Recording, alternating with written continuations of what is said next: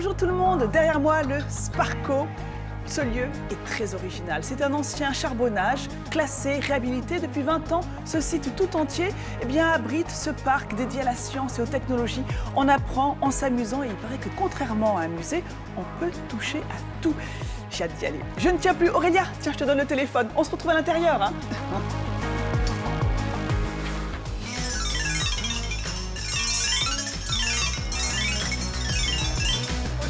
Bonjour.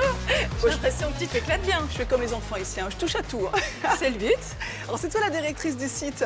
Oui, tout à fait. Bienvenue chez nous. Aujourd'hui encore. Oui, encore. Donc il y a des attractions comme ça un peu partout. On peut toucher à tout, c'est extraordinaire ça. C'est le principe. On est ici dans un Science Center, donc un endroit où on touche à tout, par l'expérimentation, par le jeu, on va apprendre. Oui, parce que la science, ça fait partie de notre quotidien.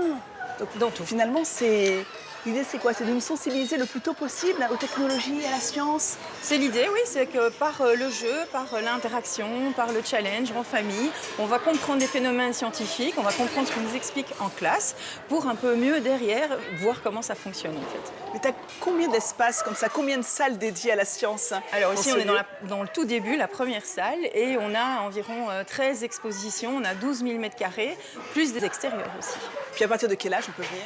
À partir de 3 ans jusqu'à... quand on veut. Jusqu'à, voilà, il n'y a pas de limite. Alors ça s'appelle Sparco, hein, cet endroit. Oui, Sparco. C'est l'ancien PASS, donc les gens connaissent le PASS, et c'est devenu Sparco il y a 2 ans. Spark parce que c'est un scientific park. Spark, c'est aussi l'étincelle, donc c'est ce qu'on essaye de créer, cet intérêt, cette passion pour les sciences et technologies chez les plus jeunes et les tout petits, et aussi le haut, l'émotion. Et donc c'est aussi le haut, l'émerveillement. Enfin, j'ai compris, c'est extraordinaire, parce que c'est ça qui est passionnant avec les sciences, c'est que tout est extraordinaire, tout est à découvrir, et tout est explicable finalement.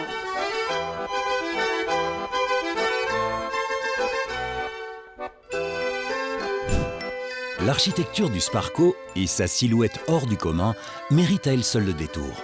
Et pour cause, le Sparco est installé sur le site de l'ancien charbonnage de Crachet-Pécry, symbole du passé minier de Frameries, qui a fermé ses portes en 1960.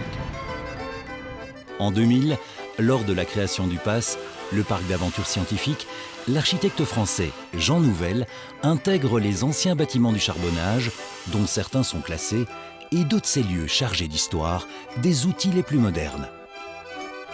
Devenu Sparco en 2021, le site dispose toujours d'une infrastructure idéale pour poursuivre son ambition première, réenchanter les sciences.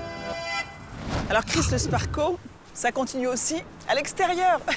Exact. Vous vous trouvez ici dans la grande plaine de jeux. Et puis juste à côté, on a notre jardin de la biodiversité où on peut découvrir différents écosystèmes, où on peut aussi découvrir différentes textures de sol, des grainothèques. Et donc l'idée, c'est un peu d'inspirer les gens de mieux comprendre les écosystèmes qu'ils vont retrouver dans leur propre jardin et de pouvoir cultiver des choses chez eux.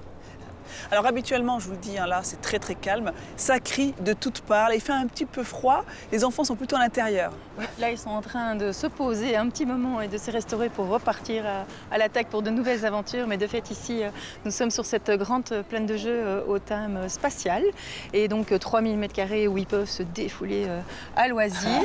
Qui est juste apposé par notre terrasse où les parents peuvent enfin se poser un peu.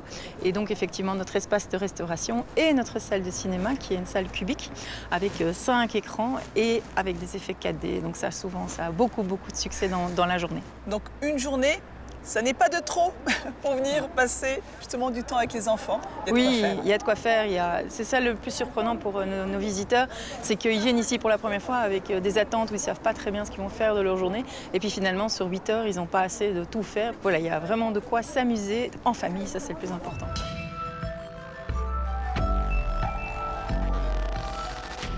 Alors Sarah, toi tu es directrice des expositions, donc tu dois constamment trouver des nouvelles activités pour les jeunes ici, dans l'univers scientifique. C'est exact. Alors là, on vient de passer devant plein de métiers. On est dans une salle qui s'appelle Toi demain. Toi demain, les métiers du futur.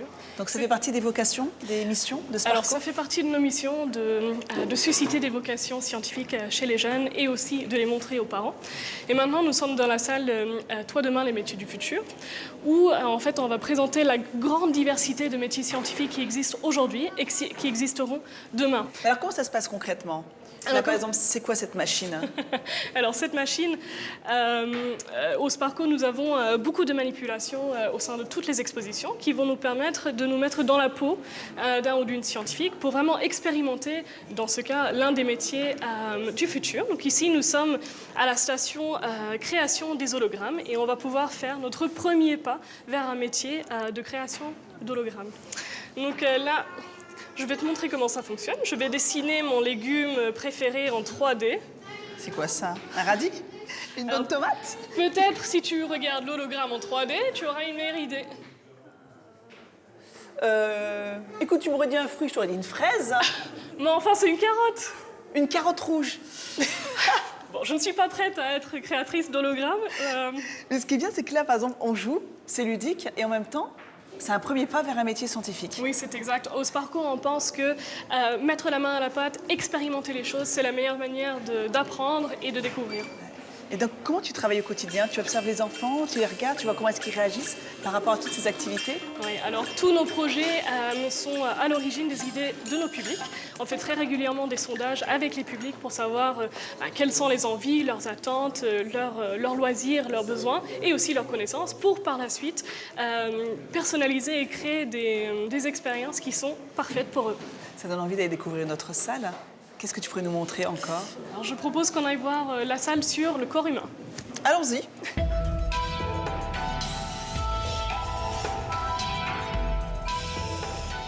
Alors ici, nous sommes dans un espace dédié au corps humain. C'est un espace qui est vraiment apprécié par nos publics.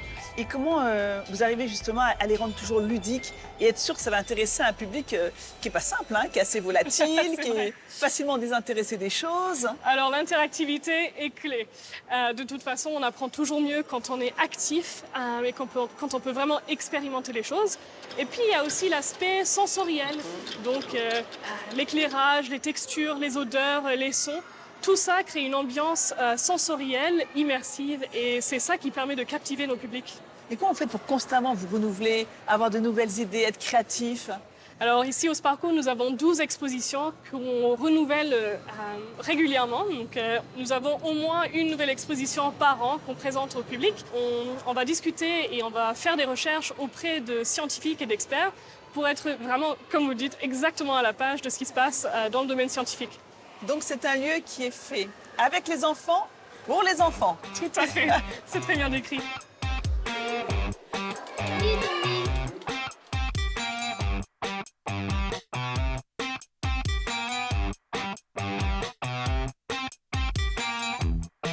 Retour au Sparco à Frameries, où Nathalie va faire une drôle de rencontre.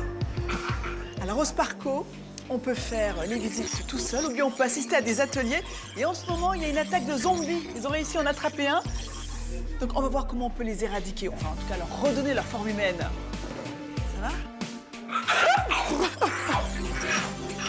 Pour cela, Nathalie va devoir mettre la main à la pâte. Direction le labo. Alors, montre-moi un petit peu tout ce qu'il y a sur la table. Donc en fait ici tu vas faire une expérience pour connaître la manière dont le virus s'est propagé au sein de notre équipe et que tout le monde est devenu un zombie. Ça fait peur. Non mais ça va aller, t'inquiète pas, ça va aller. Et donc en fait on a récolté des échantillons d'un zombie, donc on a pris son sang, on a pris sa salive et on a aussi trouvé sur son corps des poils d'animaux. Et donc on va essayer de voir quel est le moyen de propagation de ce fameux virus au sein de la population. En fait, on va essayer de trouver un antidote. C'est ça.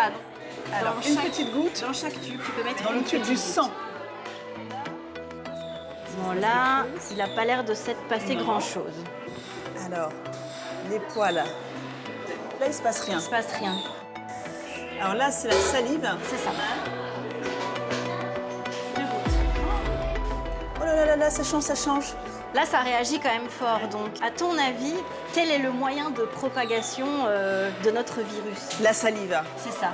En fait, il ne faut absolument pas se faire mordre par un des zombies, sinon on est infecté nous-mêmes. Alors du coup, comment est-ce que je fais pour trouver un antidote? Notre scientifique, en fait, a déjà un peu travaillé sur des médicaments et elle en a prévu 2. Et nous, on doit choisir quel est le médicament qui, à notre avis, fonctionnera le mieux. Alors, on va prendre un échantillon de sang de zombies cette fois qu'on va mettre dans le premier tube. Ici, tu peux mettre voilà, une grosse pipette. Hop. Et on va faire la même chose dans le deuxième, puisque c'est à partir de notre sang qu'on va pouvoir tester nos 2 médicaments. Et voilà. Dans le premier tube, on va mettre du médicament solide. Donc on va prendre une petite cuillère de notre médicament solide. Regardez un peu l'effet que ça va donner. Ouh là là là là là, ça mousse, ça mousse, ça mousse. Ça a réagi, mais par contre, est-ce que c'est une bonne réaction pour guérir un zombie? Ça a réagi, mais ça s'est arrêté. Voilà. Alors voyons un peu avec le médicament liquide maintenant. Et là, tu vas pouvoir mettre 3 gouttes de médicament liquide dans l'autre tube. 1, 2, 3. Et là, ça a changé complètement de couleur. Ça a viré au rouge. Donc, à ton avis, quel est le meilleur médicament Eh ben, là où il y a eu la réaction la plus frappante, c'est celui-ci, avec cette couleur qui a complètement changé au contact du médicament. Qui est redevenu même couleur sang. Ouais. Donc, j'imagine que si on donne ça à un zombie, son sang va redevenir normal. Et on espère que grâce à ça, ils se retransformeront en humains. J'en ai vu un tout à l'heure, là. Après, peut-être que je lui injecte. Il faudrait essayer, on verra bien.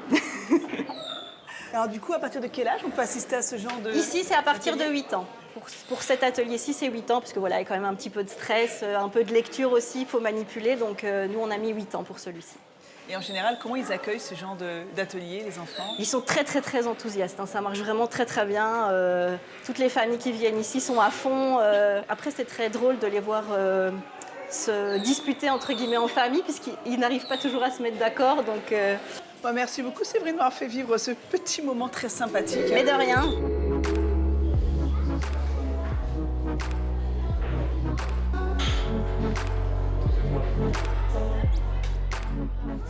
Owen, là, je vois que tu as mis beaucoup de briques dans ton chariot. Est-ce que tu es d'accord pour construire une cuisine? Ah, merci Owen. Je crois que ça va faire très plaisir à Julien Lapraille qui a une belle recette à vous proposer.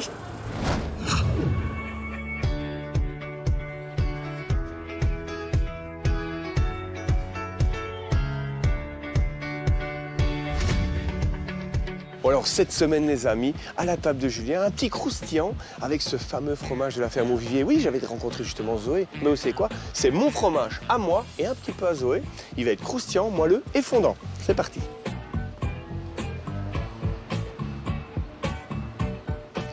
Là, on sent, au-delà de la pâte du chef, ce fromage de caractère qui est fait avec passion et on y a mis plein d'amour. Hein? Ça, c'est vraiment bon. L'objectif, c'est de bien préparer tous les ingrédients et puis ensuite, on va monter. Alors, maintenant qu'on a préparé tous nos ingrédients, on prend notre magnifique feuille de brique. Voilà. Et puis ensuite, on fait nos petits lalotins. Pour le montage, faites comme vous voulez. Moi, mon ordre, c'est tout simplement, bien entendu, la feuille de brique, le fromage, ensuite quelques feuilles de chicon pour amener de l'amertume, de l'abricot confit pour amener un côté un peu sucré, le sirop de liège parce que j'adore ça. Bon, dans le montage, on voit plein de petites douceurs, mais là, j'ai envie d'un peu de caractère, d'agressivité. Mais c'est quoi? La moutardante, oui. Une moutarde bien de chez nous, c'est ce qui va amener le caractère.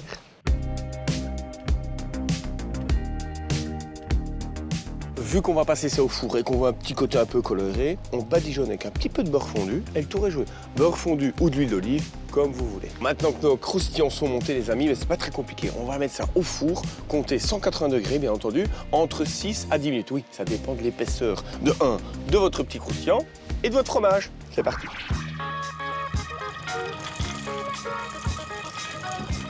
Ah, regardez, tout chaud, tout beau et tout coulant, comme j'aime. Bon, alors pour le dressage, assez sobre, assez simple, un petit peu de mâche parce que ça du moment, et on met nos croustillants avec en plus quelques petites amandes blanches, non torréfiées, juste épluchées pour amener du croustillant et le tour est joué. Et là, sincèrement les amis, quand je vois ça, c'est que la gourmandise n'est pas un défaut, mais un réel plaisir. Alors, faites vos plaisirs en croquant.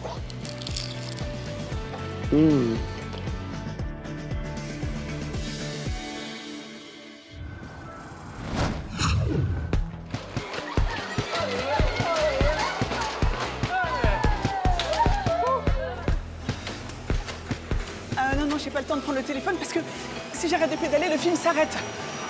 Bon, j'espère qu'on vous a donné envie de venir en famille.